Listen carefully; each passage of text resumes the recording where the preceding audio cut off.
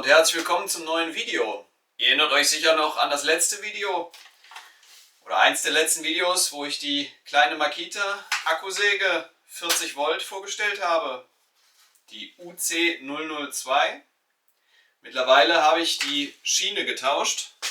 Vorher war eine 25er Schiene verbaut. Ich habe jetzt auf 30 erhöht. Ich zeige euch mal den Unterschied. Hier haben wir die 25er Schiene.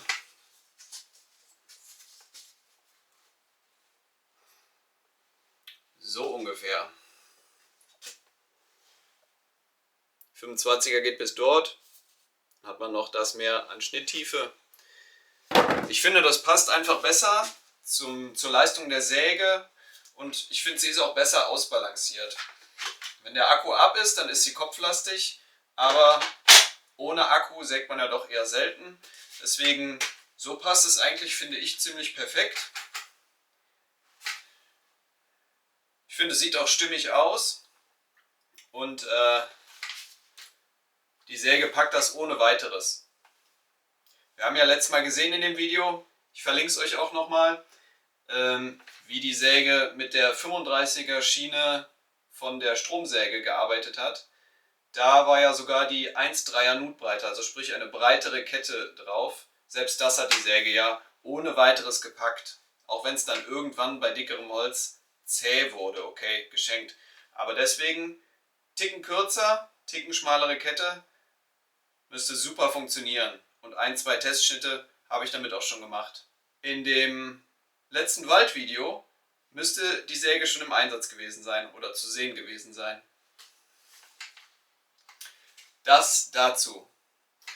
Und dann, erinnert euch vielleicht, habe ich mich gefragt, es gibt ja außer der Top-Handle-Variante noch die neuen Makita 40 Volt Akkusägen mit der Backhandle-Variante, also mit normalem Griff. Ja, die sollen ja angeblich 40 Kubik Benzin ersetzen. Das glaube ich nicht. Da muss man ja relativieren, ne?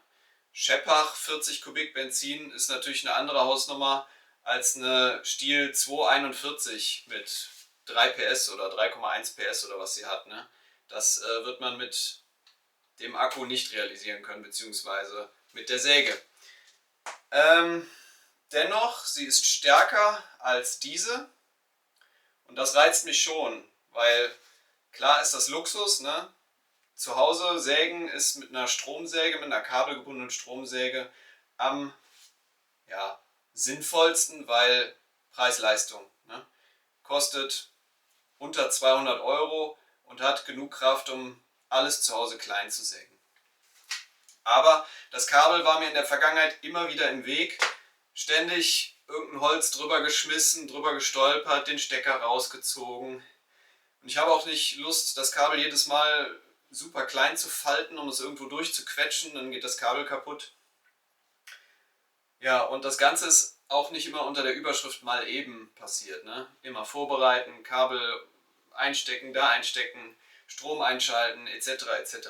Deswegen fand ich die größere Säge auch reizvoll, weil die soll ja nochmal einen Ticken stärker sein als die Top-Handle-Variante. Gesagt, getan.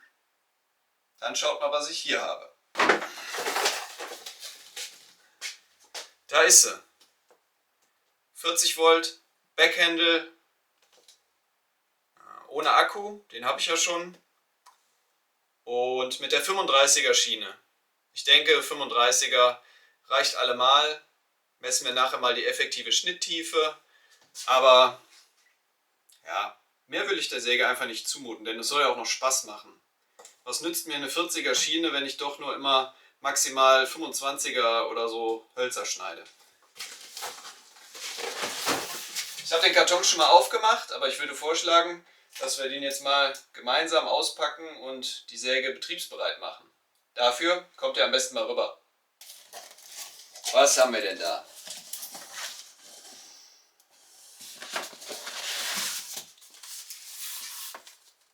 Schienenschutz und die 35er Schiene. Worauf ich erstmal hinweisen möchte ist, wir haben hier eine 3/25 Teilung und keine 3/8, so wie bei der kleinen Akkusäge. Auf der kleinen Akkusäge ist eine 3/8-Teilung. Heißt, wir können die Schienen und die Ketten leider nicht kreuz und quer tauschen. Wenn wir nachher einen Schnittvergleich machen möchten, müssen wir ein Auge zudrücken. Eine Kette von Oregon.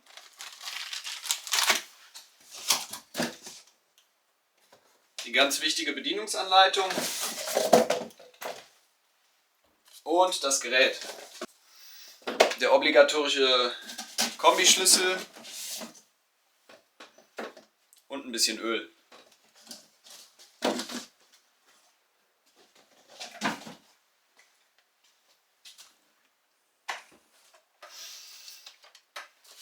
Ja, das ist die Säge.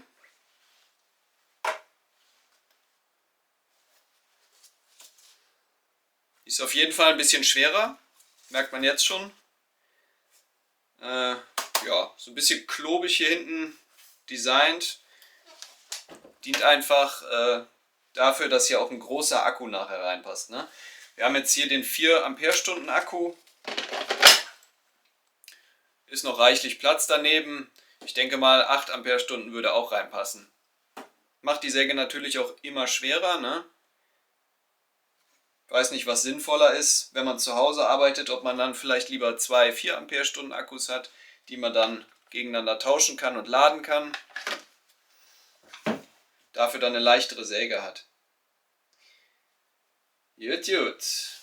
Wir haben einen Metallkrallenanschlag. Hier der Gehäuseteil sieht mir auch nach Metall aus. Alles so ein bisschen solider. Wir haben einen Metallgriff. Die Ölpumpe ist einstellbar.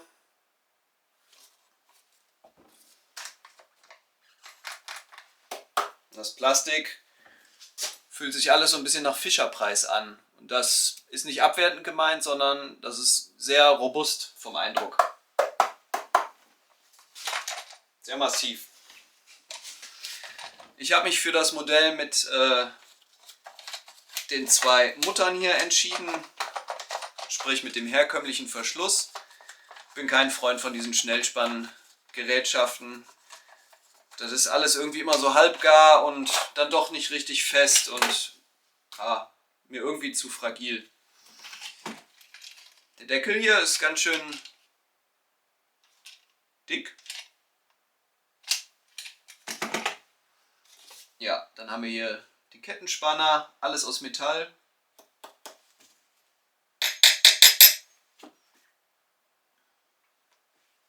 Kettenfangbolzen. Das Ritzel.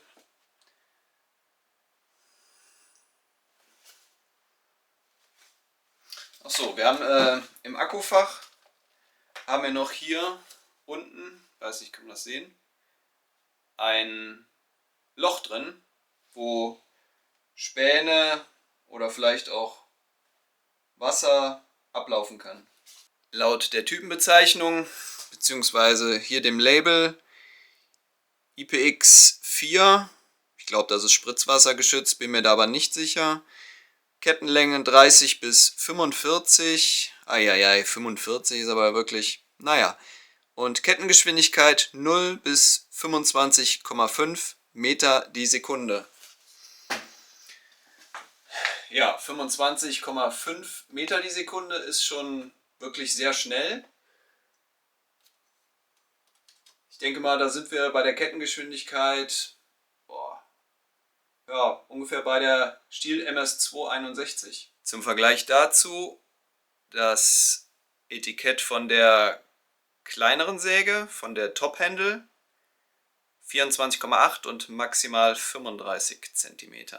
Also scheint auf jeden Fall nochmal irgendwie ein Unterschied zu sein. Und dazu sei noch gesagt, die 3/25 Teilung hat natürlich mehr Schneidezähne, weil der Abstand kürzer ist. Das können wir auch mal vergleichen. Nehmen wir hier die 3/25. So, könnt ihr das sehen? Wenn die Schneidezähne parallel sind, ist der Abstand bei der Kette, die ich daneben halte, kürzer als bei der 3/8 Teilung. Heißt, wir haben mehr Schneidezähne pro Schienenlänge. Das bedeutet natürlich,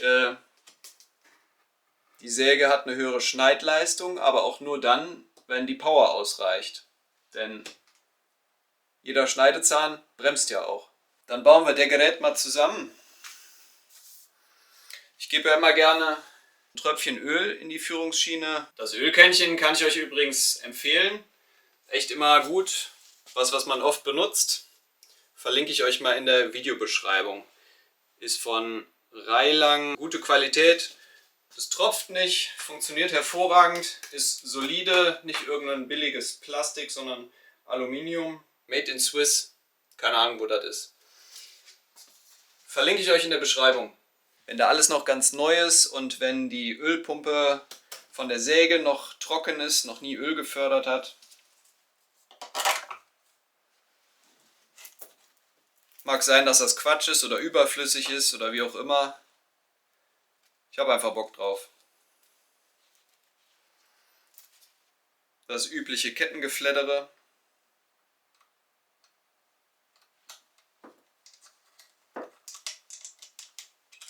Ich muss schon sagen, diese 1,1er Nutbreiten Ketten, die kommen einem schon irgendwie wie Spielzeuge vor.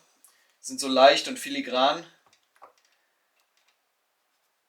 Sowas hängt man sich vielleicht eher um den Hals, als es an die Kette oder an die Säge zu machen. Aber ich denke mal, für die Schnittleistung von diesen Akkusägen oder allgemein von Sägen, die nicht so viel Leistung haben, ist es schon ganz nett. Als Ersatzkette gibt es ja von Oregon, ich denke mal, das ist die auch drauf ist, diese Speedcut Nano 1,1 325.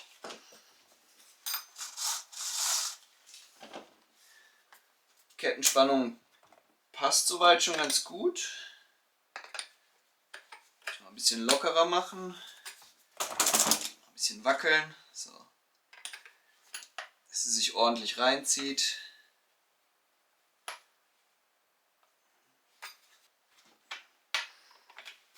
Ihr habt es vielleicht gesehen bei einem meiner letzten Videos, wo ich mit der 462 die Eiche aufgesägt habe, hat sich eine Mutter gelöst.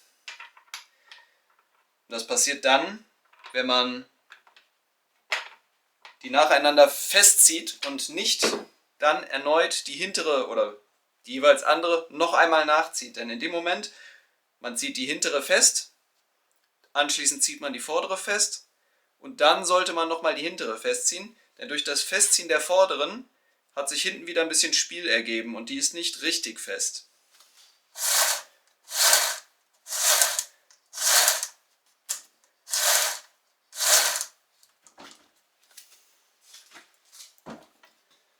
Kommen wir zum Öl. Das ist das gleiche System wie bei der kleineren Säge. Einmal draufdrücken, dann springt die Klappe hoch. Dann füllen wir mal auf. Der Öltank ist relativ groß, würde ich sagen. Geht schon ganz gut was rein. Also ich denke mal, mit dem 4 Ampere-Stunden Akku bin ich da auf der sicheren Seite. Sprich, wenn der leer ist, wird im Öltank noch Guthaben sein. Das ist ja immer so ein kleines Problem bei den Stromsägen, dass man irgendwann vergisst, Öl nachzufüllen, weil der Kraftstoff nicht ausgeht. Ich weiß nicht, wie das bei dem 8 Ampere-Stunden Akku dann aussieht. Akku rein.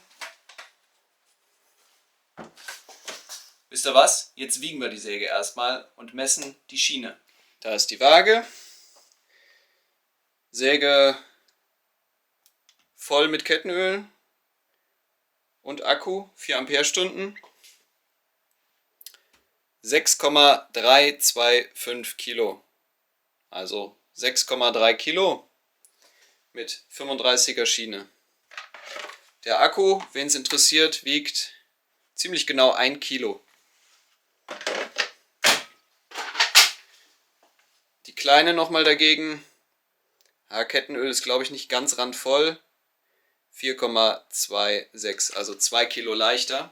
Messen wir mal die Schnitttiefe. am Krallenanschlag 33 cm. Außenseite 33,5. Ja, das ist der Krallenanschlag. Denn die Maschine ist ziemlich gleich flach vorne. Einzig der Metallkrallenanschlag macht den Unterschied. 33 finde ich ist ein gutes Maß. Hatte damals meine Husqvarna 550 XP Mark II mit der 38er Schiene übrigens auch. Kette ist noch ein bisschen zu lose, spannen wir noch ein klein bisschen nach. Ich spanne die Kette übrigens immer so, klar, beide Muttern lösen. Dann lege ich sie vorne auf mit der Spitze nach oben, so ran. Jetzt hängt sie maximal durch. Und dann spanne ich sie so weit, bis sie unten anliegt. Wirklich nur locker. Und dann ziehe ich sie fest.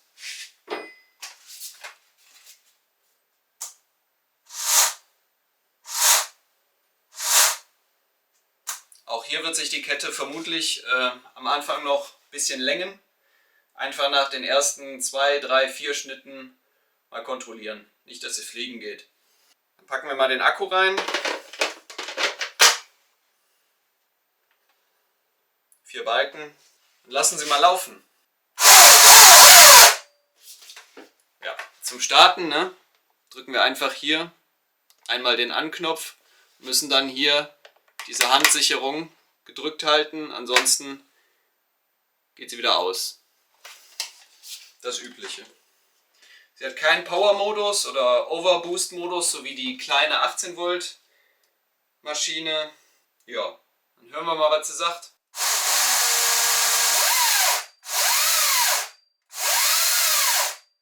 Ja, wenn man den Gashebel loslässt, stoppt die Kette relativ zügig. Also hat irgendeine Art von Kettenbremse. Gucken, ob sie Öl abschleudert.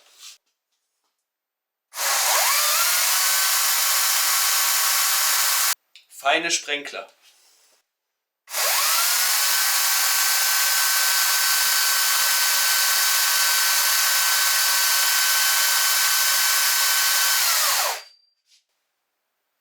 Ja, jetzt ist es deutlich mehr geworden.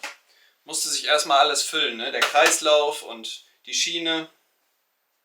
Die Kette hat sich bereits ein wenig gelenkt, aber ich denke, so ist es absolut noch okay. Ich werde es mal im Auge behalten und dann würde ich jetzt sagen, gehen wir mal ins Holz. Willkommen im Außenbereich. Wir sind jetzt hier mit den beiden Akkusägen. Ich habe jetzt nicht mehr Sägen ausgepackt, weil als Referenz soll uns die Top-Handle-Variante 40 Volt dienen. Die haben wir ja in einem der letzten Videos, ich verlinke es euch hier mal, schon gesehen. Anfangen möchte ich mit der UC 002. Wir haben ja Eichenholz, Durchmesser 21 cm.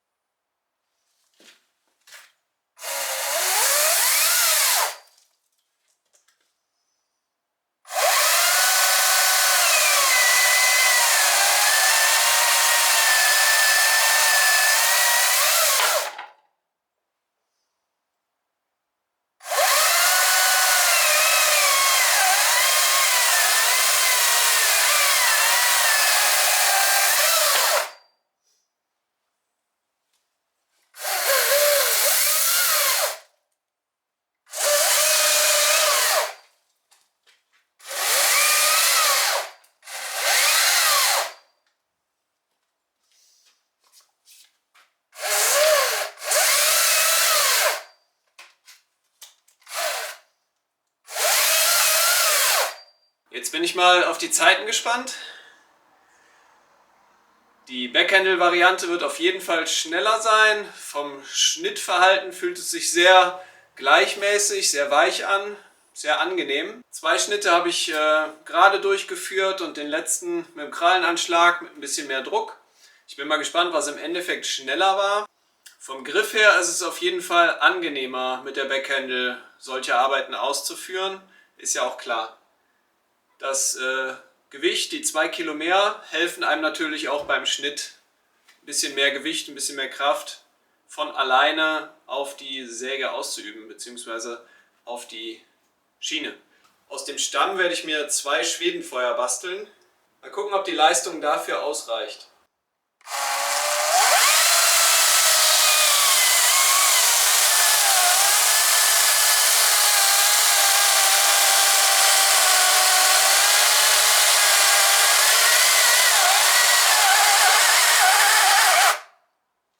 Okay, jetzt haben wir Folgendes gesehen. Beim Längsschnitt reicht die Spanabfuhr nicht aus. Das heißt, die Säge verstopft und blockiert sich letztendlich selber.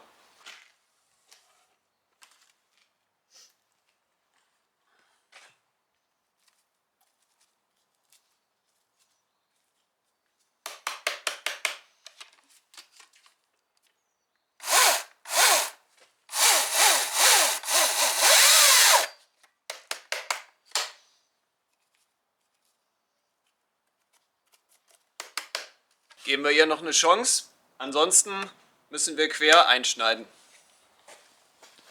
Also sprich so.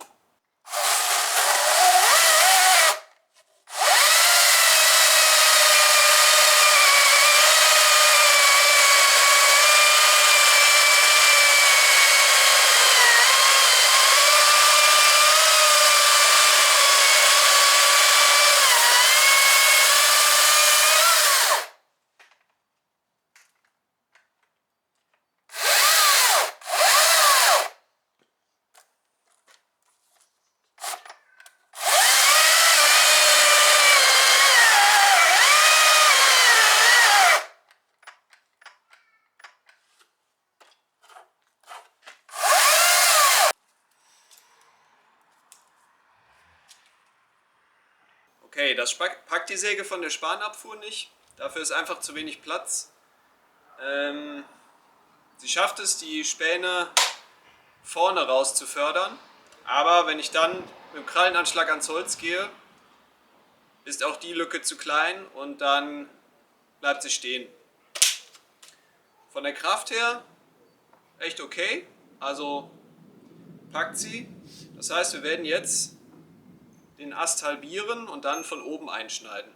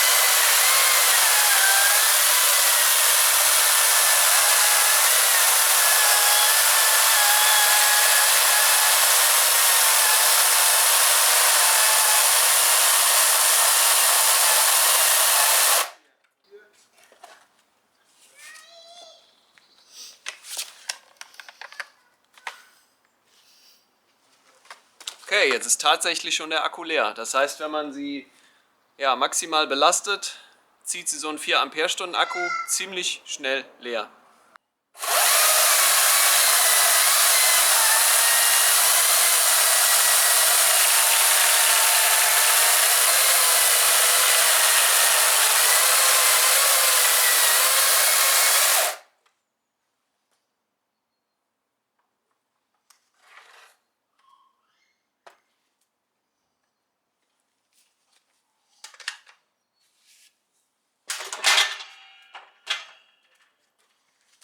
So, da haben wir unser erstes Schwedenfeuer.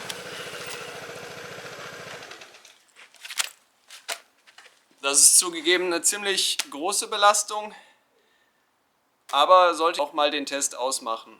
Das soll es vorläufig vom ersten Schnitttest gewesen sein. Vom Ergebnis her, ich bin mit der Leistung auf jeden Fall zufrieden, ist ausreichend. Wir werden es mal vergleichen, was es nachher wirklich an Unterschied ausmacht. Einzige Manko ist, ich hätte gedacht, dass sie mit dem 4 Ampere-Stunden Akku etwas länger durchhält. War jetzt nach den paar Scheiben und 4 Längsschnitten in das Stammholz, war der erste Akku dann durch. Vielleicht muss ich dann noch mir einen dritten Akku besorgen, einen etwas größeren, vielleicht sogar den 8 Ampere-Stunden, wenn er mal günstig ist, sodass ich dann wirklich mehr oder weniger durcharbeiten kann. Das soll es dann heute von meiner Seite aus gewesen sein. Ich sage danke fürs Zusehen, ich hoffe es hat euch Spaß gemacht und ich sage bis zum nächsten Mal. Ciao!